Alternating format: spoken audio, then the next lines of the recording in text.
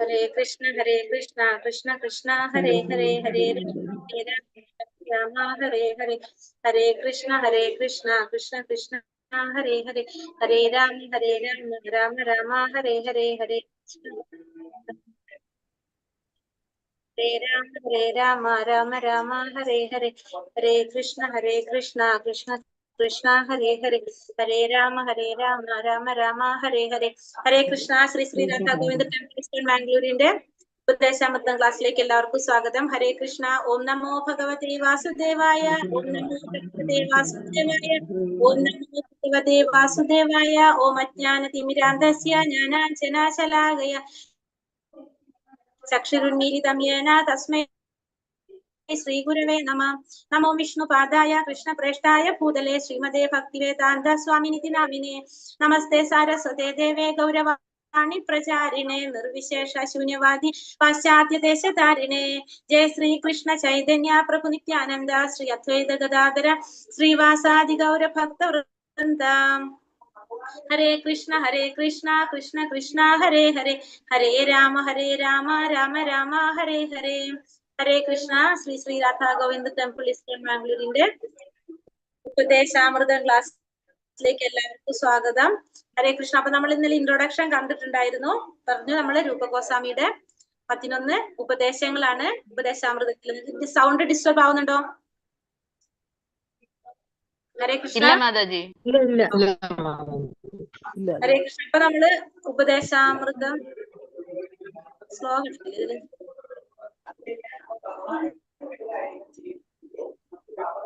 ഇതെന്നല്ല നമ്മൾ പറഞ്ഞതല്ലേ. ശ്രീ ചൈതന്യ മനോഭീഷ്ടം സ്ഥാപിതം യേന ഭൂതലേ, ഇതൊക്കെ നമ്മൾ പറഞ്ഞതാണ്. ഹരേ കൃഷ്ണ. മഹാപ്രഭുവിന്റെ ഹരേ കൃഷ്ണ. അപ്പൊ ഒന്നാമത്തെ ശ്ലോകാണ്. ഹരേ കൃഷ്ണ. ഓം നമോ ഭഗവതേ വാസുദേവായ. വാചോ വേഗം മനസാ ക്രോധവേഗം ജിഹ്വാ വേഗം ഉത്തരാ ഉപസ്ഥവേഗം ഏതാൻ വേഗാൻ യോ വിഷഹേത ധീരഃ സർവാമപി മാം പൃഥിവീം സശിഷ്യാത്. വാചോ വേഗം മനസാ ക്രോധവേഗം ജിഹ്വാ വേഗം ഉത്തര ഉപസ്ഥവേഗം ഏതാൻ വേഗാൻ യോ വിഷഹേത ധീരഃ സർവാമപി മാം പൃഥിവീം സശിഷ്യാത്. ഹരേ കൃഷ്ണ. ഒരു 5-6 പേര് ഇതൊന്ന് വായിക്കാവോ? ഓരോരുത്തരായിട്ട് ഒരാൾ വായിക്കാവോ? ഇതൊന്ന് ഈ ശ്ലോകം ഒന്ന് വായിക്കാൻ പറ്റുമോ? വായിക്കട്ടെ മാതാജി. വായിച്ചോളൂ. വാചോ വേഗം മനസഃ ക്രോധവേഗം ജിഹ്വാ വേഗമുദരോപസ്ഥവേഗം ഏതാൻ വേഗാൻ യോ വിഷഹേദേ ധീരഃ സർവാമപി മാം വൃദ്ധിം സശിഷ്യാത്. ഹരേ കൃഷ്ണ. അടുത്ത ആള് വായിച്ചോളൂ. വാചോ വേഗം മനസാ ക്രോധവേഗം ജിഹ്വാ വേഗമുദരോപസ്ഥവേഗം ഏതാൻ വേഗാൻ യോ വിഷഹേദ ധീര സർവാമപി മാം പൃഥിവീം സശിഷ്യാത്. അടുത്ത ആള് വായിച്ചോളൂ.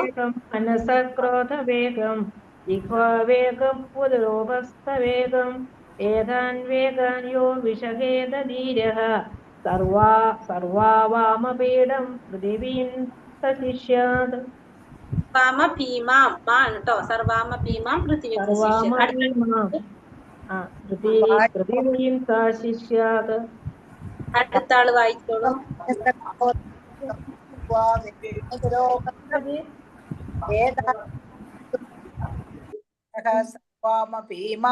പൃഥിവീം സശിഷ്യാത്. ഹരേ കൃഷ്ണ.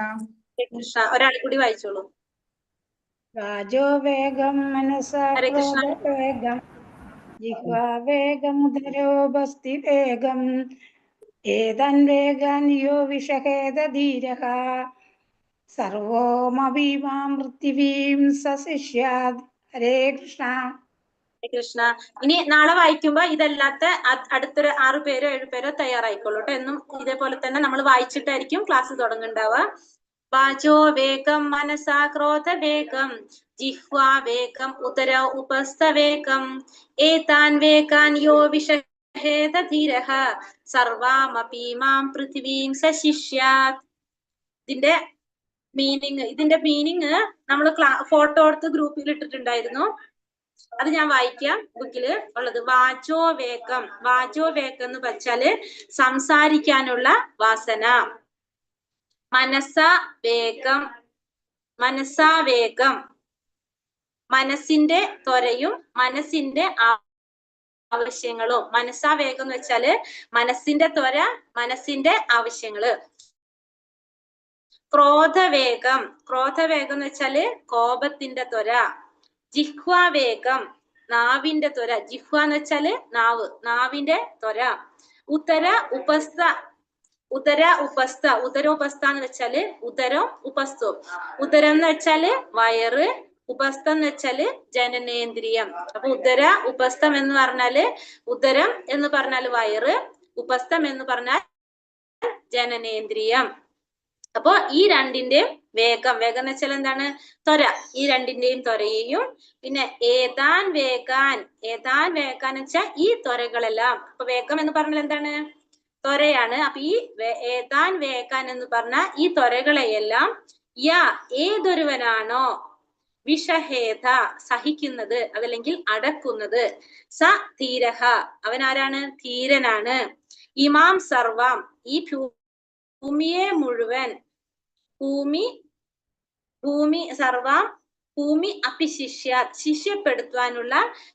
ശിഷ്യപ്പെടുത്താൻ കഴിവുള്ളവനായിരിക്കും. അപ്പൊ ഇവിടെ പറയുന്നത് വാചോവേഗം, അതായത് സംസാരിക്കാനുള്ള വാസന.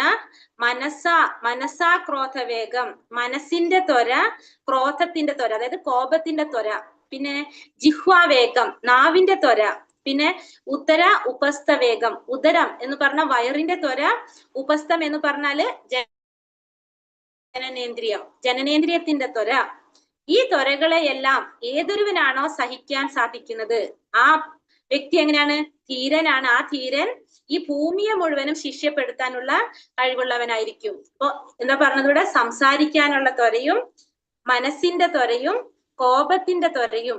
3 കാര്യങ്ങൾ പറഞ്ഞു. സംസാരം, മനസ്സ്, കോപം. പിന്നെ നാവിന്റെ ത്വര, വയറിന്റെ ത്വര, ജനനേന്ദ്രിയത്തിന്റെ ത്വര. ഈ 6 കാര്യങ്ങളെ സഹിക്കാൻ സാധിക്കുന്നത് ആർക്കാണോ, ഇത്തരത്തിന്റെ ത്വരകളെ സഹിക്കാൻ സാധിക്കുന്നത് ആർക്കാണോ ആ വ്യക്തിക്ക് ഈ ഭൂമിയെ മുഴുവൻ ശിഷ്യപ്പെടുത്താനുള്ള കഴിവുള്ളവനായിരിക്കും. ആ വ്യക്തി എന്ന് പറയുന്നത് ഈ ഭൂമിയെ മുഴുവനും ശിഷ്യപ്പെടുത്താനുള്ള കഴിവുള്ളവനായിരിക്കും. അപ്പൊ വാചോവേഗം, മനസാ ക്രോധവേഗം, ജിഹ്വാവേഗം, ഉദര ഉപസ്ഥ വേഗം. 6 കാര്യങ്ങളാ പറയുന്നത്. വാചോവേഗം, വാചോ എന്ന് വെച്ചാല് സംസാരിക്കാനുള്ള ത്വര, വാക്കിന്റെ ത്വര, മനസ്സിന്റെ ത്വര, ക്രോധത്തിന്റെ ത്വര അതായത് കോപത്തിന്റെ ത്വര, പിന്നെ ജിഹ്വ നാവിന്റെ ത്വര, പിന്നെ ഉദരം എന്ന് പറഞ്ഞാല് വയറ്, ഉപസ്ഥം എന്ന് പറഞ്ഞ ജനനേന്ദ്രിയങ്ങള്. ഈ 6 കാര്യങ്ങളുടെ ത്വരയെ നിയന്ത്രിക്കാൻ സാധിക്കുന്നവന് ഈ ഭൂമിയെ മുഴുവനും ശിഷ്യപ്പെടുത്താൻ കഴിവുണ്ടായിരിക്കും. അങ്ങനെ അപ്പൊ ഒരു ഗുരുവിന് വേണ്ട യോഗ്യതകള് അല്ലെങ്കിൽ എങ്ങനെയുള്ളവർക്കാണ് ശിഷ്യന്മാരെ സ്വീകരിക്കാനായിട്ട് സാധിക്കുക എന്നുള്ളതാണ് ഈ 1ാമത്തെ ഉപദേശത്തിൽ പറയുന്നത്. വാചോവേഗം, മനസാക്രോധവേഗം, ജിഹ്വാവേഗം, ഉദരോപസ്ഥ വേഗം. വാക്കിന്റെ ത്വര, മനസ്സിന്റെ ത്വര, ക്രോധത്തിന്റെ ത്വര, ജിഹ്വയുടെ അതായത് നാവിന്റെ ത്വര, ഉദരത്തിന്റെ ത്വര, പിന്നെ ഉപസ്ഥത്തിന്റെ ജനനേന്ദ്രിയത്തിന്റെ ത്വര. ഈ 6 കാര്യങ്ങളെ നിയന്ത്രിക്കാൻ സാധിക്കുന്നവന് ഈ ഭൂമിയെ മുഴുവനും ശിഷ്യപ്പെടുത്താൻ കഴിവുണ്ടായിരിക്കും എന്നാണ് ഈ 1ാമത്തെ ഉപദേശത്തില് പറയുന്നത്.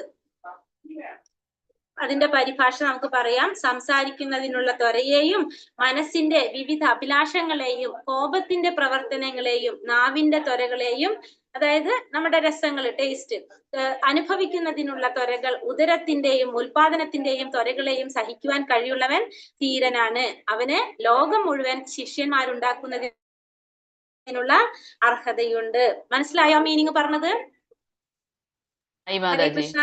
മനസ്സിലായി. ഒരാള് പറയാ എന്താ പറഞ്ഞത്? മനസ്സിലായത് ഒരാൾ പറയാവോ? സംസാരിക്കുവാനുള്ള ആഗ്രഹത്തെയും മനസ്സിന്റെ ആഗ്രഹത്തെയും കോപത്തിന്റെ പ്രവർത്തനങ്ങളെയും നാവിന്റെ ത്വരയെയും ഉദരത്തിന്റെയും ഉൽപാദനേന്ദ്രിയത്തിന്റെയും ത്വരകളെ സഹിക്കാൻ കഴിവുള്ളവൻ ധീരനാണ്. ലോകം മുഴുവൻ ശിഷ്യപ്പെടാൻ ശിഷ്യന്മാരുണ്ടാകാൻ അദ്ദേഹത്തിന് കഴിവുണ്ടാകും അല്ലെങ്കിൽ അർഹതയുണ്ട്. അർഹതയുണ്ട്. അപ്പൊ അതാണ് ഒന്നാമത്തെ ഉപദേശം. നമ്മൾ ഇങ്ങനെയാണ് വാചോ വേഗം മനസാ ക്രോധ വേഗം ജിഹ്വാ വേഗം ഉദരോ ഉപസ്ഥ വേഗം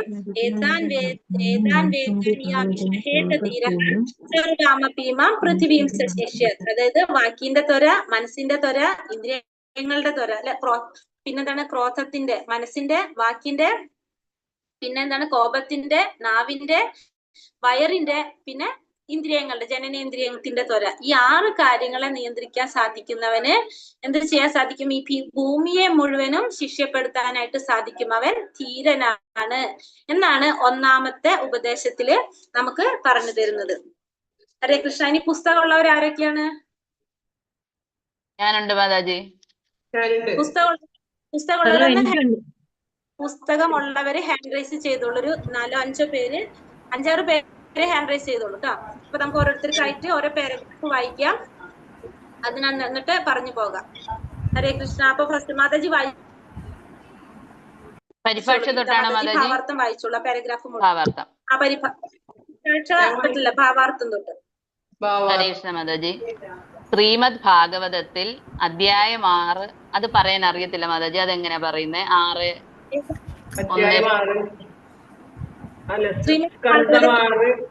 ആറാം സ്കന്ധം അധ്യായം 9-10. 6-1-9-10 എന്ന് പറഞ്ഞാൽ മതി. 6-1-9-10 അങ്ങനെ പറഞ്ഞാൽ മതി. ശ്രീമദ് ഭാഗവതത്തിൽ 6-9-10 പരീക്ഷിത്ത് മഹാരാജ്. 6-1-9-10. ശ്രീമദ് ഭാഗവതത്തിൽ 6-1-9-10 പരീക്ഷിത്ത് മഹാരാജാവ് ശുഗദേവ ഗോസ്വാമിയോട് ബുദ്ധിപൂർവകങ്ങളായ വളരെ ചോദ്യങ്ങൾ ചോദിക്കുന്നുണ്ട്. അവയിൽ ഒരു ചോദ്യം ഇതായിരുന്നു: ഇന്ദ്രിയങ്ങളെ നിയന്ത്രിക്കുവാൻ കഴിയുകയില്ലെങ്കിൽ ജനങ്ങൾ എന്തിനാണ് പിന്നെ പ്രായശ്ചിത്തങ്ങൾ ചെയ്യുന്നത്? ഇവിടെ ഒരു ദൃഷ്ടാന്തം പറയാം. മോഷണത്തിന് താൻ ശിക്ഷിക്കപ്പെടുമെന്ന് കള്ളനറിയാം. മറ്റൊരു കള്ളനെ പോലീസ് പിടിച്ചുകൊണ്ടു പോകുന്നത് അവൻ നേരിട്ട് കണ്ടിരിക്കുകയും ചെയ്യും. എന്നാലും അവൻ ചൗര്യം തുടരുന്നു. കണ്ടും കേട്ടുമാണ് അനുഭവങ്ങൾ ശേഖരിക്കപ്പെടുന്നത്. മന്ദബുദ്ധികൾ നേരിട്ട് കണ്ടാൽ മാത്രം അനുഭവസ്ഥരായി തീരുന്നു. എന്നാൽ കൂടുതൽ ബുദ്ധിയുള്ളവന് കേൾവി കൊണ്ട് തന്നെ അനുഭവ സമ്പന്നനായി തീരാം. നിയമഗ്രന്ഥങ്ങളിൽ നിന്നും ശാസ്ത്രങ്ങളിൽ നിന്നും ചൗര്യം നല്ലതല്ലെന്നും അറസ്റ്റ് ചെയ്യപ്പെട്ട ചോരൻ ശിക്ഷിക്കപ്പെടുമെന്നും വായിച്ചു കേട്ടു മനസ്സിലാക്കിയാൽ അവൻ മോഷണത്തിൽ നിന്നും നിശ്ചയമായും പിന്മാറി നിൽക്കും. ബുദ്ധി കുറഞ്ഞവൻ മോഷണം നിർത്തണമെങ്കിൽ ആദ്യം അറസ്റ്റ് ചെയ്ത് ശിക്ഷിക്കപ്പെടുക തന്നെ വേണം. എന്നാൽ മൂഢനും നീചനുമായ ഒരുവനാകട്ടെ കണ്ടും കേട്ടുമുണ്ടാകുന്ന അനുഭവങ്ങൾക്ക് പുറമെ ശിക്ഷിക്കപ്പെട്ടാൽ പോലും ചോരണം തുടർന്ന് നടത്തുന്നു. ഇത്തരത്തിലുള്ളവൻ പ്രായശ്ചിത്തത്തെ തുടർന്ന് സർക്കാർ നൽകുന്ന ശിക്ഷ അനുഭവിച്ചു കഴിഞ്ഞാലും ജയിലിനകത്തു നിന്നും പുറത്തേക്ക് വരേണ്ട താമസം വീണ്ടും കളവ് നടത്താതിരിക്കുകയില്ല. ജയിലിനകത്ത് ശിക്ഷിക്കപ്പെടുന്നത് ദോഷപ്രായശ്ചിത്തമാണെങ്കിൽ അങ്ങനെ ഒരു പ്രായശ്ചിത്തം കൊണ്ട് ഇവന് എന്താണ് പ്രയോജനം? അതുകൊണ്ടാണ് പരീക്ഷിത്ത് മഹാരാജാവ് ഇങ്ങനെ ചോദിച്ചത്. ശ്ലോകം വേണോ മാതാജി?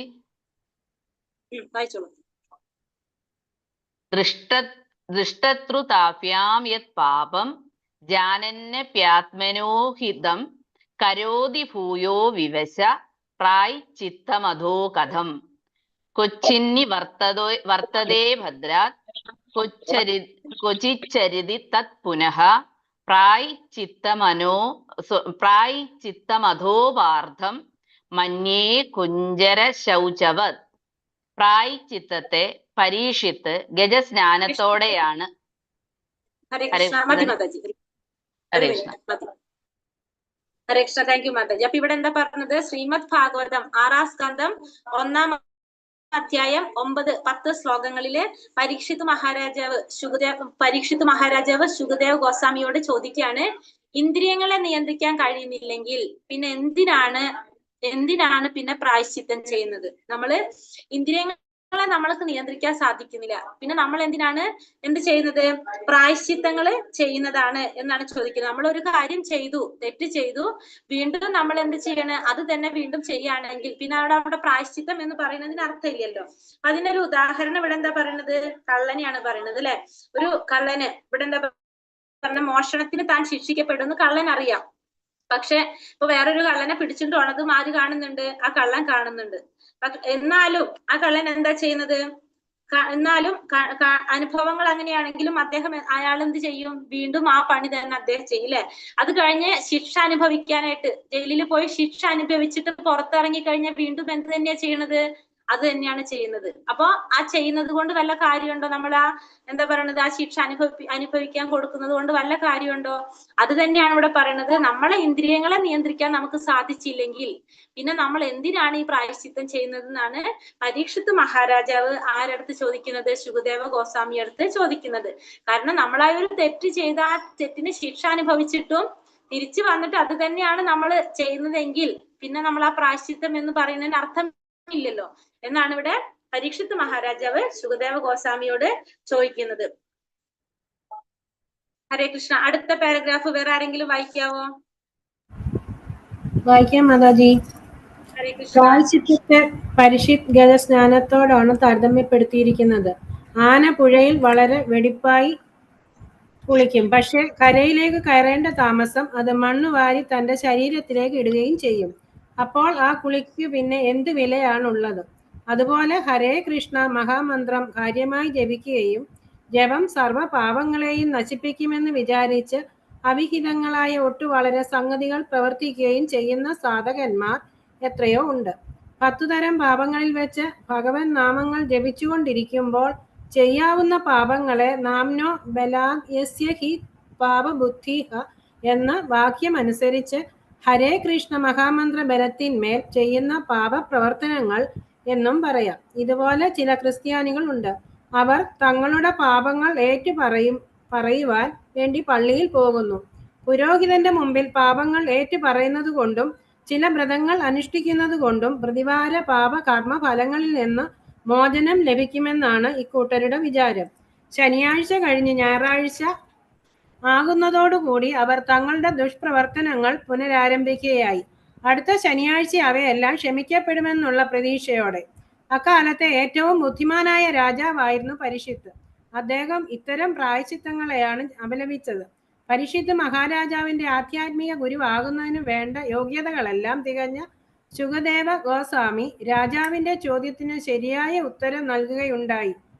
പശ്ചാത്താപത്തെ പറ്റിയുള്ള അദ്ദേഹത്തിന്റെ അഭിപ്രായം ശരിയാണെന്ന് ഉറപ്പിച്ച് പ്രസ്താവിക്കുകയും ചെയ്തു. ഒരു പാപകർമ്മത്തിന് തക്കതായ പരിഹാരം ഒരു ശുഭകർമ്മമല്ല. നിദ്രാണമായ കൃഷ്ണാവബോധത്തെ ജാഗരൂകമാക്കുകയാണ് ശരിയായ പ്രായശ്ചിത്തം.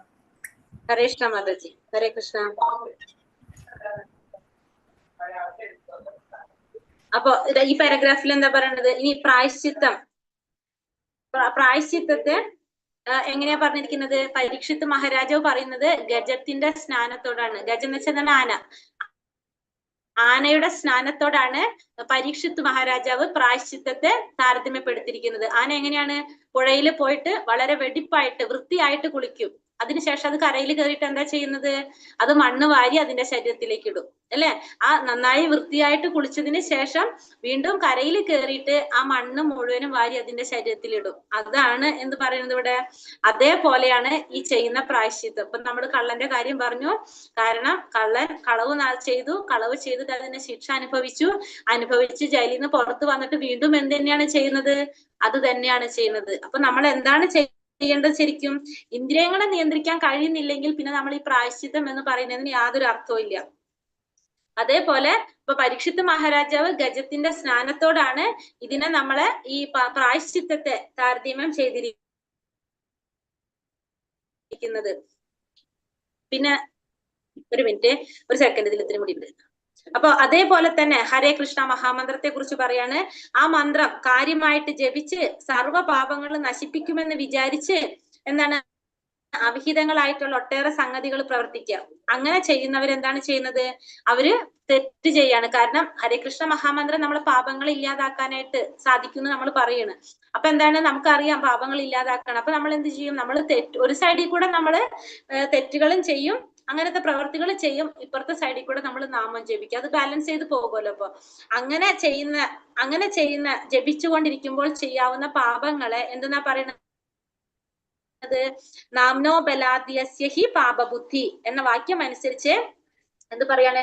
ഹരേ കൃഷ്ണ മഹാമന്ത്ര ബലത്തിന്മേൽ ചെയ്യുന്ന പാപകർമ്മങ്ങൾ എന്നാണ് പറയുന്നത്. അപ്പൊ അങ്ങനെ ചെയ്യുന്നതിന് എന്താ പറയുന്നത്? ഹരേ കൃഷ്ണ മഹാമന്ത്രത്തിന്റെ ബലത്തിൽ ചെയ്യുന്ന പാപകർമ്മങ്ങൾ. കാരണം മഹാമന്ത്രം ചൊല്ലുമ്പോ നമ്മൾ ചെയ്ത ആ പാപകർമ്മങ്ങൾ ഇല്ലാതാകും എന്ന് അറിയുന്നത് കൊണ്ട് നമ്മൾ എന്ത് ചെയ്യാണ്? ഒരു സൈഡിൽ കൂടെ നമ്മൾ നാമം ജപിക്കും, ഒരു സൈഡിൽ കൂടെ നമ്മൾ പാപപ്രവർത്തികൾ ചെയ്യും. അപ്പൊ അങ്ങനെ ചെയ്യുന്ന ഇതിനെന്താ പറയുന്ന പ്രവർത്തികളെ, ആ പാപങ്ങളെയാണ് നാംനോ ബലാദ്യസ്യ ഹി പാപബുദ്ധി, അതായത് ഹരേ കൃഷ്ണ മഹാമന്ത്ര ബലത്തിന്മേൽ ചെയ്യുന്ന പാപപ്രവർത്തനങ്ങൾ എന്നാണ് ഇത് പറയുന്നത്. അതേപോലെ തന്നെ വേറൊരു ഉദാഹരണം പറയുന്നത് ആരെ കുറിച്ചാണ്? ക്രിസ്ത്യാനികളെ കുറിച്ചാണ് പറയുന്നത്. അവരെന്താ ചെയ്യുന്നത്? അവര് കുംഭസാരിക്കില്ല. അവർ ചെയ്യുന്ന ഒരു കാര്യമാണ് കുംഭസാരം. ഒരു പുരോഹിതന്റെ മുമ്പിൽ പോയിട്ട് പാപങ്ങൾ ഏറ്റുപറയും അവര്. അങ്ങനെ ഇപ്പൊ സാറ്റർഡേ സൺഡേ ഏതോ ദിവസം അവർ പോയിട്ട് പാപകർമ്മങ്ങളിൽ നിന്ന് മോചനം കിട്ടുന്നതാണ് അവരുടെ വിശ്വാസം. പുരോഹിതന്റെ അടുത്ത് പോയിട്ട് അവർ ചെയ്യുന്നതാണ്, അവര് അത് ഏറ്റുപറയും. പിന്നെ അതേപോലെ തന്നെ ചില വ്രതങ്ങളൊക്കെ അനുഷ്ഠിക്കും. അങ്ങനെ ചെയ്തിട്ട് ശനിയാഴ്ച കഴിഞ്ഞ് ഞായറാഴ്ച ആകുമ്പോ അവര് വീണ്ടും എന്താണ്, അവരുടെ നമ്മൾ ഈ പറഞ്ഞ പോലെ പ്രായശ്ചിത്തം, നമ്മൾ കർമ്മങ്ങൾ ചെയ്യുന്ന പോലെ വീണ്ടും അവരെന്ത് ചെയ്യാൻ തുടങ്ങും? അവരുടെ രീതിയിൽ അവര് ഇങ്ങനത്തെ പ്രവർത്തനങ്ങൾ ചെയ്തു തുടങ്ങും. വീണ്ടും അടുത്ത സൺഡേ വരുമ്പോ അവർ വീണ്ടും എന്ത് ചെയ്യും? അവർ വീണ്ടും ചെന്ന് അവിടെ പുരോഹിതന്റെ അടുത്ത് ഏറ്റു പറയും, വീണ്ടും അത് തുടങ്ങും. അപ്പൊ അങ്ങനെ ചെയ്യുന്നതിന് യാതൊരു കാര്യവും ഇല്ല. അതാണ് ഇവിടെ പറയുന്നത്. അപ്പൊ അക്കാലത്തെ ബുദ്ധിമാനായിട്ടുള്ള രാജാവ് പരീക്ഷിത് മഹാരാജാവ് എന്താ ചെയ്യുന്നത്? അദ്ദേഹത്തിന്റെ ആധ്യാത്മിക ഗുരുവാകുന്നതിന് വേണ്ട യോഗ്യതകളെല്ലാം തികഞ്ഞ ശുകദേവ ഗോസ്വാമിയോട് അടുത്ത് രാജാവിന്റെ ചോദ്യത്തിന് ഉത്തരം നൽകുകയുണ്ടായി. അപ്പൊ പരീക്ഷിത് മഹാരാജാവിന്റെ ആധ്യാത്മിക ഗുരു നമുക്കറിയാം, ശുകദേവ ഗോസ്വാമി. അപ്പൊ രാജാവ് ചോദിച്ച ആ ചോദ്യത്തിന് ഉത്തരം നൽകുകയുണ്ടായി. എന്താണ് ഉത്തരം നൽകുന്നത്? ഒരു പാപകർമ്മത്തിന് തക്കതായ പരിഹാരം എന്ന് പറയുന്നത് പശ്ചാത്താപത്തെ പറ്റിയുള്ള അദ്ദേഹത്തിന്റെ അഭിപ്രായം ശരിയാണെന്ന് പ്രസ്താവിച്ചു. കാരണം ആ പറയുന്നത് ശരിയാണെന്ന് ആരും സമ്മതിച്ചു? ശുകദേവ ഗോസ്വാമി സമ്മതിച്ചു. കാരണം നമ്മൾ ഇപ്പുറത്ത് നാമം ജപിക്കുന്നു, ഇപ്പുറത്ത് നമ്മൾ പാപം ചെയ്യുന്നു. കാരണം മഹാമന്ത്രം കൊണ്ട് നമ്മുടെ പാപത്തെ ഇല്ലാതാക്കാൻ സാധിക്കുമെന്ന് അറിഞ്ഞുകൊണ്ട് നമ്മൾ എന്ത് ചെയ്യാണ്? അത് ബാലൻസ് ചെയ്യാൻ നോക്കാണ്. ഇപ്പൊ നമ്മൾ അല്ലെങ്കിൽ ക്രിസ്ത്യാനികളെ കാര്യം പറഞ്ഞ പോലെ, അല്ലെങ്കിൽ ആ കള്ളന്റെ ഉദാഹരണം പറഞ്ഞ പോലെ, ആനയുടെ കുളി പോലെയാണ് നമ്മൾ ഈ ചെയ്യുന്ന കാര്യങ്ങളെല്ലാം. അപ്പൊ അത് ഹരേ കൃഷ്ണ അത് എഴുതിയെടുത്തിട്ടില്ല. ഏതാണ് മാതാജി? ഇതിന്റെ മുന്നുള്ളത് എഴുതിയെടുത്തിട്ടില്ല. അപ്പോഴൊക്കെ അത് എഴുതിയെടുക്കണോ? അതെ, അതന്നെ. അഥവാ പറ്റില്ലെങ്കിൽ വീണ്ടും സ്ലൈഡ് നോക്കിയാൽ മതി മാതാജി, കിട്ടും. ക്വസ്റ്റ്യൻസ് വെച്ചിട്ട് ചെയ്തു പോയാൽ മതി. അല്ലെങ്കിൽ മാതാജി അതാണ് എളുപ്പം അങ്ങനെ ചെയ്യണ്ടെങ്കിൽ. അപ്പോ എന്താ ഇവിടെ പറഞ്ഞത്? അപ്പൊ പാപകർമ്മം നമ്മൾ പറഞ്ഞു, പാശ്ചാത്താപത്തെ പറ്റിയുള്ള അദ്ദേഹത്തിന്റെ അഭിപ്രായം ശരിയാണെന്ന് ശുകദേവ ഗോസ്വാമി സമ്മതിക്കുകയാണ് ചെയ്തത്. എന്നിട്ട് എന്താ പ്രസ്താവിച്ചത്? ഒരു പാപകർമ്മത്തിന് തക്കതായ എന്താണ് വേണ്ടെന്ന് പറഞ്ഞ, ഒരു പാപകർമ്മത്തിനോ തക്കതായ പരിഹാരം ഒരു ശുഭകർമ്മമല്ല. എന്താണ് വേണ്ടത്? നിദ്രാണമായ കൃഷ്ണാവബോധമാണ്. കൃഷ്ണാവബോധത്തെ ജാഗരൂകമാക്കുകയാണ് ശരിയായ പ്രായശ്ചിത്തം. അപ്പൊ കൃഷ്ണാവബോധത്തെ ജാഗരൂകമാക്കുകയാണ് എന്ത് വേണ്ടത്? അതാണ് നമ്മുടെ ശരിയായ പ്രായശ്ചിത്തം. അല്ലാതെ നമ്മൾ ചെയ്യേണ്ടത് എന്തല്ല ചെയ്യേണ്ടത്? അതിനു വേണ്ടിയിട്ട് പരിഹാരം ഒരു ശുഭകർമ്മമല്ല നമ്മൾ ചെയ്യേണ്ടത്. നമ്മൾ കൃഷ്ണാവബോധം വളർത്തിക്കൊണ്ടുവരാന്നുള്ളതാണ് നമ്മൾ ചെയ്യേണ്ടത്. ശരിയായ അറിവിലേക്ക് കടന്നു വരിക എന്നതാണ് യഥാർത്ഥമായ പ്രായശ്ചിത്തം. നമ്മൾ ശരിയായ രീതിയിൽ നമ്മൾ പ്രായശ്ചിത്തം എന്ന് പറയുന്നത് പരീക്ഷിത് മഹാരാജാവ് പറഞ്ഞത് ശരിയാണെന്ന് ആര് സമ്മതിച്ചു? ശുകദേവ ഗോസ്വാമി, അദ്ദേഹത്തിന്റെ ഗുരുവായിട്ടുള്ള ശുകദേവ ഗോസ്വാമി സമ്മതിച്ചു. അതായത് നമ്മൾ പ്രായശ്ചിത്തം ചെയ്യാന്ന് പറഞ്ഞിട്ട് നമ്മൾ എന്താ ചെയ്യണത്? നമ്മൾ ആ ചെയ്ത തെറ്റ് നമ്മൾ ചെയ്തുകൊണ്ടിരിക്കും. ഇപ്പുറത്തെ സൈഡിൽ നമ്മൾ എന്ത് ചെയ്യും? മഹാമന്ത്രം ജപിച്ചുകൊണ്ടിരിക്കുകയാണെങ്കിൽ നമ്മൾ പറഞ്ഞു ഹരേ കൃഷ്ണ മഹാമന്ത്രത്തിന്റെ ബലത്തിന്മേൽ നമ്മൾ ചെയ്യുന്ന പാപകർമ്മങ്ങളാകും. അല്ലാതെ നമ്മൾ എന്ത് ചെയ്യാണ്? പാപങ്ങൾ ചെയ്തുകൊണ്ടിരിക്കും. അത് കഴിഞ്ഞിട്ട് വീണ്ടും നമ്മൾ എന്ത് ചെയ്യും? ശിക്ഷ അനുഭവിക്കും, വീണ്ടും വന്ന് ചെയ്യും. അപ്പൊ നമ്മളെ ഇന്ദ്രിയങ്ങളെ നിയന്ത്രിക്കാതെ നമ്മൾ ഈ ചെയ്യുന്നത് കൊണ്ട് യാതൊരു കാര്യവുമില്ല. അപ്പൊ അത്തരത്തില് നമ്മൾ ചെയ്യുന്നത് ശരിയല്ല. അപ്പൊ നമ്മൾ എന്താ ചെയ്യേണ്ടത്? കൃഷ്ണാവബോധം പരിശീലിക്കുക. അതിലൂടെ നമുക്ക് ഇന്ദ്രിയങ്ങളെ നിയന്ത്രിക്കാനായിട്ട് സാധിക്കും. അതാണ് യഥാർത്ഥ പ്രായശ്ചിത്യം എന്നിവിടെ പറയാണ്. കൃഷ്ണ, മനസ്സിലായോ ഞാൻ പറഞ്ഞത് ഇതുവരെ? ആയി മാതാജി. ഹരേ ഹരേ കൃഷ്ണ. അടുത്ത ആള് അടുത്ത പാരഗ്രാഫ് വായിച്ചോളൂ. ഹരേ കൃഷ്ണ. ആരാണ്? ശരിയായ അറിവിലേക്ക് കടന്നു വരിക എന്നതാണ് യഥാർത്ഥമായ പ്രായശ്ചിത്തം. അതിനൊരു നിർദ്ദിഷ്ട പദ്ധതിയുണ്ട്. നിയമാനുസൃതമായ ശുചീകരണ പദ്ധതി അനുസരിക്കുന്നവൻ രോഗഗ്രസ്തനാവുകയില്ലല്ലോ. അതുപോലെ തന്നെ തൻ്റെ ജ്ഞാനം പുനരുദ്ധരിക്കുന്നതിന് ചില തത്വങ്ങൾ അനുസരിച്ച് മനുഷ്യൻ പരിശീലനം നേടേണ്ടിയിരിക്കുന്നു. അങ്ങനെയുള്ള നിയതമായ ജീവിതാചരണത്തെയാണ് തപശ്ചര്യ എന്ന് വ്യവഹരിക്കുന്നത്. നിഷ്ഠകളും ബ്രഹ്മചര്യവും പരിശീലിക്കുകയും മനസ്സിനെയും ഇന്ദ്രിയങ്ങളെയും നിയന്ത്രിച്ച് സ്വന്തം സമ്പത്ത് ദാനം ചെയ്യുകയും ഉറച്ച സത്യസന്ധത പുലർത്തുകയും വിശുദ്ധിയോടുകൂടി യോഗാസനങ്ങൾ പരിശീലിക്കുകയും ചെയ്യുന്നത് വഴി കൃഷ്ണാവബോധം എന്ന യഥാർത്ഥ ജ്ഞാനതലത്തിലേക്ക് ഒരാൾക്ക് അനുക്രമം ഉയർന്നെത്താം. എന്നാൽ ഒരു ഭഗവത് ഭക്തന്റെ സമ്പർക്കം ലഭിക്കുവാൻ ഭാഗ്യമുണ്ടാവുകയാണെങ്കിൽ കൃഷ്ണാവബോധത്തിൻ്റെതായ ചില നിയമങ്ങൾ മാത്രം അനുസരിച്ചുകൊണ്ട് അയാൾക്ക് യോഗാസനാദി പരിശീലനം പോലുള്ള ക്ലേശകരമായ മനോനിയന്ത്രണ പദ്ധതി ഒഴിവാക്കുവാൻ സാധിക്കും. അവിഹിതമായ ലൗകിക വീഴ്ചയിൽ നിന്നും പിന്തിരിയുക, മാംസഭോജനം ഒഴിവാക്കുക, മദ്യം വർജിക്കുക, ചൂതാട്ടം വേണ്ടെന്ന് വയ്ക്കുക എന്നീ 4 കാര്യങ്ങളിൽ ശ്രദ്ധിച്ചും യഥാർത്ഥ ഗുരുവിന്റെ നിർദ്ദേശാനുസരണം പരമപുരുഷോത്തമനായ ഭഗവാനെ സേവിച്ചും മാത്രം കഴിയുകയാണ് കൃഷ്ണാവബോധ പ്രക്രിയ. ശ്രീല രൂപ ഗോസ്വാമി ഈ സരള മാർഗമാണ് ഇവിടെ നമുക്കായി ശുപാർശ ചെയ്തിരിക്കുന്നത്. ഹരേ കൃഷ്ണ മാതാജി. ഹരേ കൃഷ്ണ. അപ്പൊ ഈ പാരഗ്രാഫിൽ എന്താ പറയണത്? അപ്പൊ നമ്മള് ശരിയായ അറിവിലേക്ക് കടന്നു വരിക എന്നതാണ് യഥാർത്ഥ പ്രായശ്ചിത്യം എന്ന് പറയുന്നത്. തന്റെ ജ്ഞാനം പുനരുദ്ധീകരിക്കുന്നതിന് ചില തത്വങ്ങൾ അനുസരിച്ച് മനുഷ്യൻ പരിശീലനം നേടേണ്ടിയിരിക്കുന്നു. അപ്പൊ ഇവിടെ എന്താ പറയുന്നത്? നമ്മള് ജ്ഞാനം, നമ്മൾ അതേപോലെ തന്നെ നമ്മുടെ ജ്ഞാനം നേടാൻ വേണ്ടിയിട്ട് നമ്മൾ എന്ത് ചെയ്യണം? നമ്മൾ അതിനാവശ്യമുള്ള പരിശീലനം നേടേണ്ടത് ആവശ്യമാണ്. അങ്ങനെയുള്ള നിയതമായ ജീവിതാചരണത്തെയാണ് നമ്മൾ എന്ത് പറയുന്നത്? തപശ്ചര്യ എന്ന് പറയുന്നത്. അപ്പൊ തപശ്ചര്യ എന്ന് പറയുന്നത് നമ്മളുടെ ഒരു ജ്ഞാനം പുനരുദ്ധീകരിക്കുന്നതിന്, അപ്പൊ നമ്മൾ അതിന് വേണ്ടിയിട്ട് ചില തത്വങ്ങൾ അനുസരിച്ച് നമ്മള് പരിശീലനം നേടേണ്ടതാണ്. ആ ജീവിതാചരണത്തെ നമുക്ക് എന്തു പറയാം? തപശ്ചര്യ എന്ന് പറയാം. അതായത് നിഷ്ഠകളും ബ്രഹ്മചര്യം പരിശീലിക്കുകയും മനസ്സിനെ ഇന്ദ്രിയങ്ങളെ നിയന്ത്രിച്ചുകൊണ്ട് സമ്പത്ത് ദാനം ചെയ്യുക, ഉറച്ച സത്യസന്ധത പുലർത്തുക, വിശുദ്ധിയോടുകൂടി യോഗാസനങ്ങൾ പരിശീലിക്കുക. ഇതൊക്കെ ചെയ്യുന്നത് വഴി നമുക്ക് എന്ത് സാധിക്കും? കൃഷ്ണാവബോധം എന്ന യഥാർത്ഥ ജ്ഞാനതലത്തിലേക്ക് ഒരാൾക്ക് അനുക്രമം ഉയർന്നു വരാനായിട്ട് സാധിക്കും. അപ്പൊ പറഞ്ഞു നമ്മള് ഈ പാപകർമ്മത്തിനുള്ള പരിഹാരം എന്താണ്? നിയതമായിട്ടുള്ള നിദ്രാണമായ കൃഷ്ണാവബോധത്തില് ജാഗരൂകരമാക്കുക എന്നുള്ളതാണെന്ന് പറഞ്ഞു. അപ്പൊ ആ കൃഷ്ണാവബോധത്തിലേക്ക് നമുക്ക് എങ്ങനെ എത്താം എന്നുള്ളത് പറയാണ്. നിഷ്ഠകളും ബ്രഹ്മചര്യവും പരിശീലിക്കുക, മനസ്സിനെയും ഇന്ദ്രിയങ്ങളെയും നിയന്ത്രിച്ച് സ്വന്തം സമ്പത്ത് ദാനം ചെയ്യുക, ഉറച്ച സത്യസന്ധത പുലർത്തുക, വിശുദ്ധിയോടുകൂടി യോഗാസനങ്ങൾ പരിശീലിക്കുക. ഇതൊക്കെ ചെയ്യുന്നത് വഴി നമുക്ക് എന്തിലേക്ക് സാധിക്കും?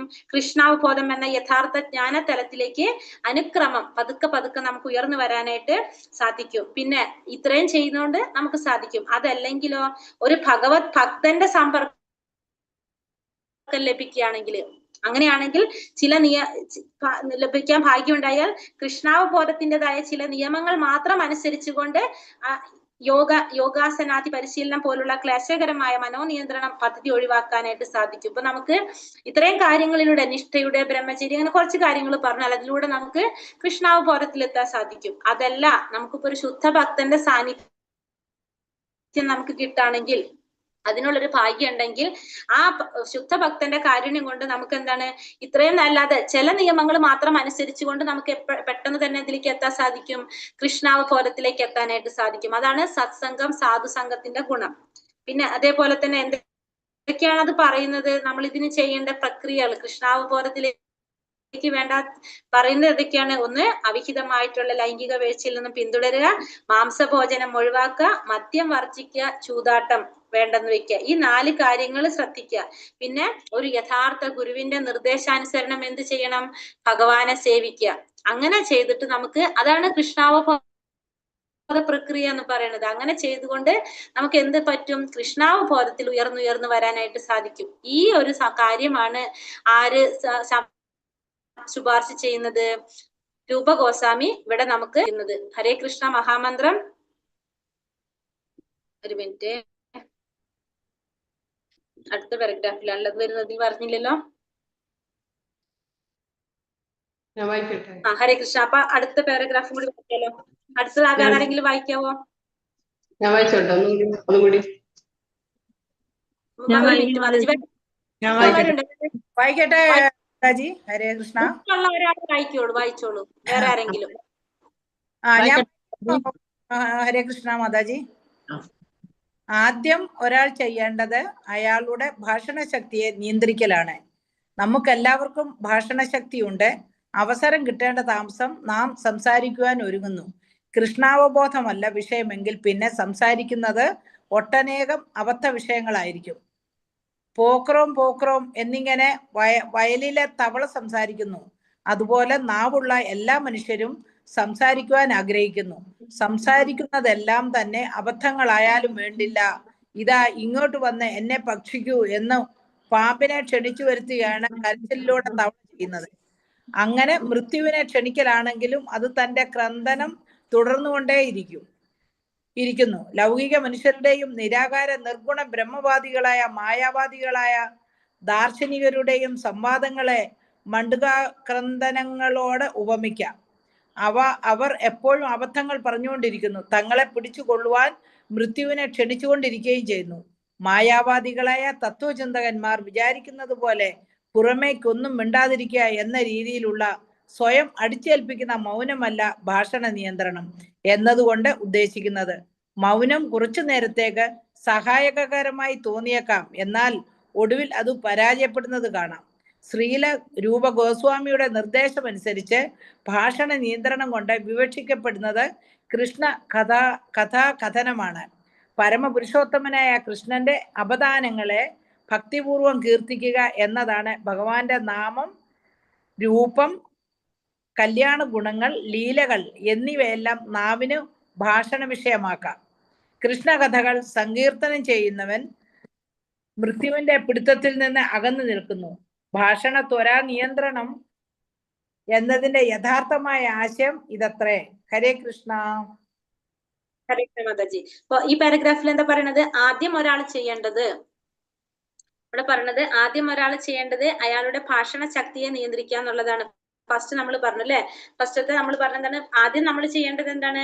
ഭാഷണ ശക്തിയെ, വാചോവേഗം അല്ലെ. അപ്പൊ ഭാഷണ ശക്തിയെ നിയന്ത്രിക്കുക എന്നുള്ളതാണ് ആദ്യം നമ്മൾ ചെയ്യേണ്ടത്. അപ്പൊ ആദ്യം നമ്മള് അത് നിയന്ത്രിക്കാനായിട്ട് ചെയ്യണം. പക്ഷെ നമ്മൾ എല്ലാവരും എന്താണ്, എല്ലാവർക്കും നമുക്കറിയാം സംസാരിക്കാനായിട്ട് കഴിവുള്ള അവസരം കിട്ടേണ്ട താമസം നമ്മൾ എന്ത് ചെയ്യും? സംസാരിക്കാൻ തുടങ്ങും. നമ്മളതിപ്പോ കണ്ടോണ്ടിരിക്കുകയാണ് നമ്മുടെ ക്ലാസ്സിൽ അല്ലെ. അപ്പൊ നമ്മള് സംസാരിച്ചു കൊണ്ടേയിരിക്കും. പക്ഷെ നമ്മളെ വിഷയം കൃഷ്ണാവബോധത്തിലുള്ളതല്ല എങ്കിൽ നമ്മൾ ആ സംസാരിക്കുന്നത് എന്തായിട്ട് മാറാണ്? അബദ്ധ വിഷയമായിട്ട് മാറും. എങ്ങനെയാണ് പറയണത്? വയലിലെ തവള സംസാരിക്കുന്നത് പോലെ പോക്രോം പോക്രോം വച്ചെടുക്കുമ്പോ എന്താ സംസാരിക്കുന്നത്? അത് ഇങ്ങോട്ട് വന്ന് എന്നെ ഭക്ഷിക്കുമെന്ന് പാമ്പിനെ ക്ഷണിച്ചു വരുത്തുകയാണ് ചെയ്യുന്നത്. അതേപോലെയാണ് അവളുടെ കരച്ചിൽ കേൾക്കുമ്പോൾ പാമ്പ് വന്ന് അത് അതിന്റെ മൃത്യുവിനെ ക്ഷണിച്ചു വരുത്താണ് ചെയ്യുന്നത്. പക്ഷെ എന്നാലും അതെന്ത് ചെയ്തുകൊണ്ടിരിക്കും? ആ ഒച്ച അത് ഉണ്ടാക്കിക്കൊണ്ടിരിക്കും, സൗണ്ട് ഉണ്ടാക്കിക്കൊണ്ടിരിക്കും. അതേപോലെ തന്നെയാണ് മൃത്യുവിനെ ക്ഷണിച്ചു വരുത്താണ് ചെയ്യുന്നത് അബദ്ധങ്ങള്. അപ്പൊ നമ്മളിവിടെ എന്താ പറയണത്? ഇതില് സ്വയം അടുപ്പിക്കലല്ല. അപ്പൊ വാചോ വേഗം എന്ന് പറയുന്നത് ഭാഷ നമ്മളെ സംസാരത്തിന്റെ ത്വര എന്ന് പറയുമ്പോൾ നമ്മള് മൗനമല്ല അവിടെ ഉദ്ദേശിക്കുന്നത്. നമ്മൾ അടിച്ചേൽപ്പിക്കുന്ന മൗനത്തിനെയല്ല നമ്മൾ എന്തുകൊണ്ട് പറയുന്നത്? ഈ ഒരു മിനിറ്റ്, അതിന്റെ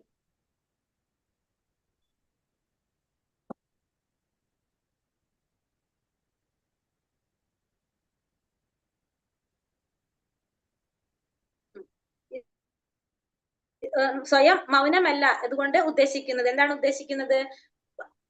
ഇവിടെ ഉണ്ട് അത്. ഒരു മിനിറ്റ്.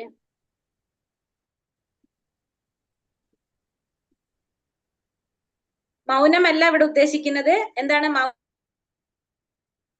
മൗനം കുറച്ചു നേരത്തേക്ക് നമുക്ക് സഹായിക്കും, പക്ഷെ നമ്മൾ അതിൽ പരാജയപ്പെടും കുറച്ച് കഴിയുമ്പോൾ. അപ്പൊ രൂപഗോസ്വാമി നിർദ്ദേശിക്കുന്ന ഭാഷണ നിയന്ത്രണം, വാക്കിന്റെ ത്വര എന്ന് പറയുന്നത് എങ്ങനെയാണ്? കൃഷ്ണ കഥാകഥനമാണ്. ഭഗവാനെ കുറിച്ചുള്ള കഥ പറയാ. അതാണ് നമ്മൾ ഇവിടെ എന്തുകൊണ്ട് ഉദ്ദേശിക്കുന്നത്? വാചോ വേഗം എന്നതുകൊണ്ട് ഉദ്ദേശിക്കുന്നത്. പരമപുരുഷനായ ഭഗവാന്റെ അവദാനങ്ങളെ ഭക്തിപൂർവ്വം കീർത്തിക്കുക, ഭഗവാന്റെ നാമം, രൂപം, ഗുണം, കല്യാണ ഗുണങ്ങള്, ലീലകള്, ഇത് നാവിന് ഭാഷണ വിഷയമാക്കാം. ഭഗവാന്റെ കഥകള് സങ്കീർത്തനം ചെയ്യാം. ഇതൊക്കെ മൃത്യുവിന്റെ പിടുത്തത്തിൽ നിന്ന് അകന്നു നിൽക്കാനായിട്ട് നമ്മളെ സഹായിക്കും. അപ്പൊ ഭാഷണത്വര നിയന്ത്രണം എന്നതിന്റെ യഥാർത്ഥ ആശയം എന്താണ്? ഭഗവാനെ കുറിച്ച് നമ്മൾ സംസാരിക്കുക. ആദ്യം അപ്പൊ ഒരാൾ ചെയ്യേണ്ടത് ഭാഷണ ശക്തിയെ എന്നുള്ളതാണ്. നമ്മൾ പറഞ്ഞു, സ്വയം അടിച്ചേൽപ്പിക്കുന്ന മൗനമല്ല ഭാഷണ നിയന്ത്രണം എന്ന് പറയുന്നത്. ഭഗവാന്റെ നാമം, രൂപം, ഗുണം, ലീലകള്, ഇതിനെ കുറിച്ച് എല്ലാം അതാണ് നമ്മൾ ചെയ്യേണ്ടത്. അതാണ് നാവിന് നമ്മൾ ഭാഷണ വിഷയമാക്കേണ്ടത്. അല്ലാതെ നമ്മൾ ഈ പറയുന്ന ഭൗതിക വിഷയങ്ങളല്ല എന്ന് പറയാണ്. അപ്പൊ കൃഷ്ണന്റെ കഥകള് സങ്കീർത്തനം ചെയ്യുന്നവന്റെ എന്താണ് പറയണത്? മൃത്യുവിന്റെ പിടുത്തത്തിൽ നിന്നും അകന്നു നിൽക്കാനായിട്ട് സാധിക്കും. അപ്പൊ ഭാഷണത്വര നിയന്ത്രണം എന്നതിന്റെ യഥാർത്ഥ ആശയം അതാണ് ഉദ്ദേശിക്കുന്നത്. ഹരേ കൃഷ്ണ. ഇതുവരെ നമുക്ക് നിർത്താം. ഹരേ കൃഷ്ണ. അപ്പൊ വാഞ്ചാകൽപതരൂപേശ കൃപാ സിന്ധോഭ്യവച പതിതാനാം പാവനേഭ്യോ വൈഷ്ണവേഭ്യോ നമോ നമ. അനന്തകോടി വൈഷ്ണവൃന്ദി കി ജയ്. ശ്രീല പ്രഭുപാദ് കി ജയ്. ഗുരുദേവ് കി ജയ്. ഗൗരപ്രമാനന്ദേ ഹരി ഹരി. ഉള്ളവർക്കാണ് ലോകം മുഴുവൻ ശിഷ്യന്മാരെ ഉണ്ടാക്കാൻ അർഹതയുള്ളത്. ഹരേ കൃഷ്ണ. എങ്ങനെയുള്ളവർക്കാണ്? നാവിന് നിയന്ത്രണമുള്ളവർക്കും ഇന്ദ്രിയങ്ങൾക്ക് നിയന്ത്രണം ഉള്ള ആൾക്കും. അതായത് 6 കാര്യങ്ങൾ പറയുന്നുണ്ട്. 6 കാര്യങ്ങളെന്ന് വാചോ വേഗം, അതായത് സംസാരിക്കാനുള്ള ത്വര, പിന്നെ മനസ്സിന്റെ ത്വര, ക്രോധത്തിന്റെ ത്വര, വാചം വേഗം, മനസ്സാവേഗം, ക്രോധം. 3 കാര്യങ്ങൾ പറഞ്ഞല്ലേ? വാക്ക്, മനസ്സ്, ക്രോധം. ഈ 3 കാര്യങ്ങളെ നിയന്ത്രിക്കാൻ സാധിക്കണം. പിന്നെ ജിഹ്വ എന്ന് വെച്ചാല് നാവിന്റെ ത്വര. പിന്നെ ഉദരം എന്ന് വെച്ചാല് വയറിന്റെ ത്വര. അത് കഴിഞ്ഞിട്ട്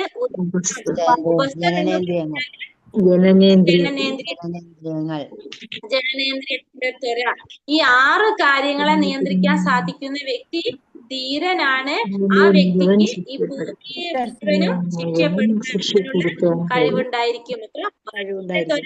മനസ്സിന്റെ ത്വര, ക്രോധത്തിന്റെ ത്വര, ജിഹ്വയുടെ ത്വര, ഉദരത്തിന്റെ, പിന്നെ ഉപസ്ഥത്തിന്റെ. ഈ 6 കാര്യങ്ങളെ നിയന്ത്രിക്കാൻ സാധിക്കുന്ന ഒരു വ്യക്തി ധീരനാണ്. ആ വ്യക്തിക്ക് ഈ ഭൂമിയെ മുഴുവൻ ശിക്ഷപ്പെടുത്താനുള്ള കഴിവുണ്ടായിരിക്കും. ഇതാണ് ഒന്നാമത്തെ പറയുന്നത്. ക്ലിയർ ആയോ എല്ലാവർക്കും? ഹരേ കൃഷ്ണ. എല്ലാവർക്കും ക്ലിയർ ആയോ? നാളെ ഞാൻ ചോദിക്കും. അപ്പൊ എല്ലാവരും ക്ലിയർ ആയവരെല്ലാവരും പറയണം. നാളെ ആരും ഞാൻ പറയാന്ന് പറയില്ല. നാളെ എല്ലാവരും ഞാൻ ചോദിക്കാം. ചോദിക്കാം. അപ്പൊ പറയണം എല്ലാവരും. ഒന്നാമത്തെ ഉപദേശത്തിൽ നിങ്ങൾക്ക് മനസ്സിലായത് ഈ 6 പോയിന്റ് ഉണ്ടാവണം അതില്. എന്നാലേ ആ ഉപദേശം മുഴുവനാവണം. അല്ലേ? അപ്പൊ എന്തൊക്കെയാണ് പറഞ്ഞത്? വാചോ വേഗം, മനസ്സ്, ക്രോധം, ജിഹ്വ,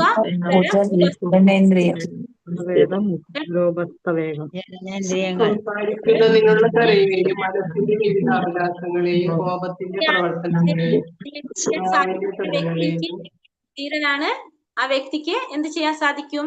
ലോകം മുഴുവൻ, ഭൂമിയെ മുഴുവൻ ശിക്ഷപ്പെടുത്താനായിട്ടുള്ള കഴിവുള്ളവനായിരിക്കും. രണ്ടാമത്തെ ക്വസ്റ്റ്യൻ, ശ്രീമദ് ഭാഗവതത്തിൽ പരീക്ഷിത് മഹാരാജാവ് ശുകദേവ ഗോസ്വാമിയോട് ചോദിച്ച ചോദ്യങ്ങളിൽ ഒരു ചോദ്യം എന്തായിരുന്നു? ഇന്ദ്രിയങ്ങളെ നിയന്ത്രിക്കുവാൻ കഴിയുകയില്ലെങ്കിൽ ജനങ്ങൾ എന്തിനാണ് പിന്നെ പ്രായശ്ചിത്തങ്ങൾ ചെയ്യുന്നത്? ഇന്ദ്രിയങ്ങളെ നിയന്ത്രിക്കാൻ സാധിക്കുന്നില്ലെങ്കിൽ പിന്നെ എന്തിനാണ് നമ്മൾ ഈ പ്രായശ്ചിത്തം ചെയ്യുന്നതെന്നാണ് ആര് ചോദിക്കുന്നത്? ജനങ്ങൾ ചെയ്യുന്നത് എന്തിനാണെന്നാണ് പരീക്ഷിത് മഹാരാജാവ് ശുകദേവ ഗോസ്വാമിയോട് ചോദിക്കുന്നത്. കാരണം നമ്മൾ അത് ചെയ്തു കഴിഞ്ഞിട്ട് വീണ്ടും എന്തെന്നെയാ നമ്മൾ ചെയ്യുന്നത്? നമ്മൾ തെറ്റ് തന്നെയാ ചെയ്യുന്നത്. അപ്പൊ അതുകൊണ്ട് യാതൊരു അർത്ഥവും ഇല്ല, അല്ലെ? അപ്പൊ അത് എന്തിനാണെന്നാണ് ഇവിടെ പരീക്ഷിത് മഹാരാജാവ് ചോദിക്കുന്നത്. പരീക്ഷിത് മഹാരാജാവ് പ്രായശ്ചിത്തത്തെ എന്തിനോടാണ് താരതമ്യപ്പെടുത്തിയത്? ഗജസ്നാനത്തോടെ. പരീക്ഷിത് മഹാരാജാവ് ഗജസ്നാനത്തോടാണ് താരതമ്യപ്പെടുത്തിയത്. ആനയുടെ കുളി എങ്ങനെയാണത്? വൃത്തിയായിട്ട് കുളിച്ചിട്ട് കരയ്ക്ക് കയറിയിട്ട് മണ്ണ് വാരിയിടും, അതേപോലെയാണെന്ന് പറയാണ്. അടുത്തത് പരീക്ഷിത് മഹാരാജാവിനെ സുഖദേവ ഗോസ്വാമി നൽകിയ മറുപടി എന്തായിരുന്നു? ഒരു പാപകർമ്മത്തിന് തക്കതായ പരിഹാരം ഒരു ശുഭകർമ്മം അല്ല. അത് കൃഷ്ണാവബോധത്തെ അതെ അതായത് ഒരു കർമ്മത്തിന്റെ തക്കതായ പരിഹാരം ഒരു ശുഭകർമ്മമല്ല. എന്താണ്? കൃഷ്ണാവബോധം അല്ലെ?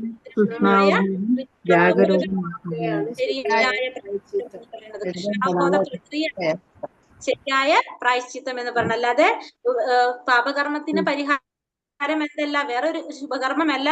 എന്താണ് ചെയ്യേണ്ടത്? കൃഷ്ണാവബോധത്തെ ജാഗരൂകമാക്കുക എന്നുള്ളതാണ് ശരിയായ പ്രായശ്ചിത്തം. അടുത്തത് തപശ്ചര്യ എന്ന് പറഞ്ഞാൽ എന്താണ്?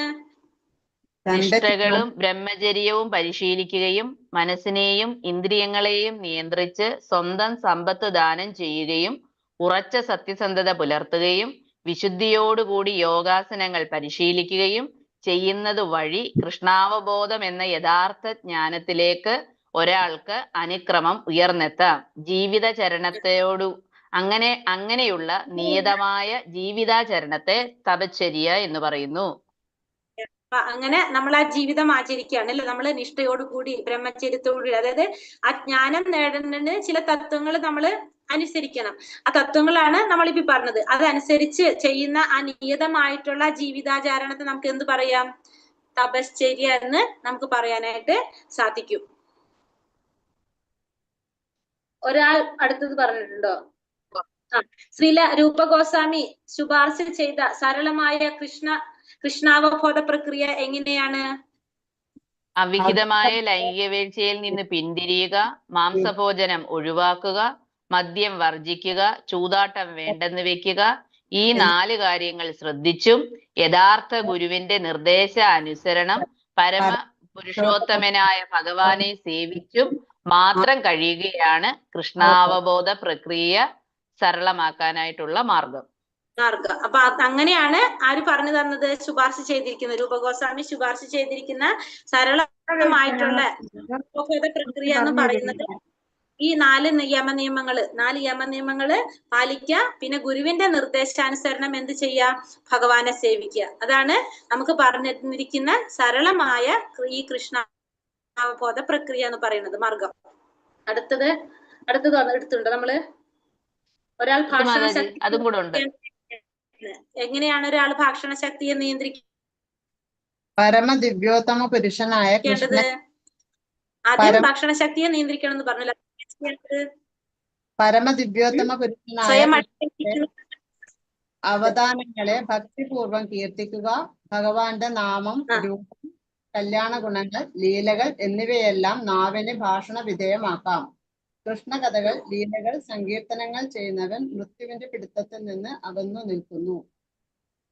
ഇപ്പൊ നമുക്ക് എങ്ങനെയാണ് ഭാഷണ ശക്തിയെ നിയന്ത്രിക്കേണ്ടത്? ഭാഷണ ശക്തിയെ നിയന്ത്രിക്കാനായിട്ട് നമ്മൾ ആദ്യം തന്നെ എന്താ ചെയ്യേണ്ടത്? കൃഷ്ണാവബോധ വിഷയമായിരിക്കണം നമ്മൾ സംസാരിക്കേണ്ടത് അല്ലെ? അപ്പൊ അതായത് ഭഗവാൻ എങ്ങനെയാണ് ചെയ്യേണ്ടത്? കൃഷ്ണബോധ വിഷയങ്ങൾ സംസാരിക്കണം. അതായത് ഭഗവാന്റെ കഥകള്, പിന്നെന്താണ് ഭഗവാന്റെ അപദാനങ്ങൾ ഭക്തിപൂർവ്വം കീർത്തിക്കുക, ഭഗവാന്റെ നാമം, രൂപം, ഗുണം, ലീലകള് ഇതെല്ലാം നമ്മൾ എന്ത് ചെയ്യാം? നമ്മൾ പറഞ്ഞുകൊണ്ടിരിക്കുക, കീർത്തിച്ചുകൊണ്ടിരിക്കുക. അങ്ങനെയാണ് നമുക്ക് എന്ത് ചെയ്യാൻ സാധിക്കുന്നത്? നമുക്ക് ഭാഷണ ശക്തിയെ നിയന്ത്രിക്കാനായിട്ട് സാധിക്കുന്നത്. ഹരേ കൃഷ്ണ. മനസ്സിലായോ ഇതുവരെ എടുത്തത്? ഇന്നെടുത്തത് മനസ്സിലായോ? ഹരേ കൃഷ്ണ മാതാജി. 5, 6, 7 ആൻസർ എഴുതാൻ പറ്റിയിട്ടില്ല മാതാജി. കുഴപ്പമില്ല മാതാജി, ഇതിന്റെ റെക്കോർഡ് ഒന്നും കൂടി കേട്ട് കഴിഞ്ഞാൽ എഴുതാൻ പറ്റും. അല്ല, കാരണം അത് ഇത്തിരി വലുതല്ലേ ആൻസർ വരുമ്പോ. 5, 6, 7 5, 6, 7 മാതാജി ഒന്ന് എഴുതാനും അപ്പൊ അത് ഒരു കാര്യം ചെയ്യുന്ന ലാസ്റ്റ് ഭാഗത്ത് ഇപ്പൊ ഞാൻ ലൈവ് ക്ലോസ് ചെയ്തിട്ടില്ല. പുസ്തകം ഇല്ലാത്തവർക്കും കൂടി ഗുണം ഉണ്ടാവാൻ വേണ്ടി പുസ്തകം വായിപ്പിച്ച് ക്ലാസ് എടുക്കും. മാതാജി ഞങ്ങൾക്ക് പുസ്തകം ഇല്ല മാതാജി, അതുകൊണ്ട് ഈ 3 ആൻസർ മാത്രം എഴുതിയാൽ മതി, മറ്റേത് എഴുതിയിട്ടുണ്ട്.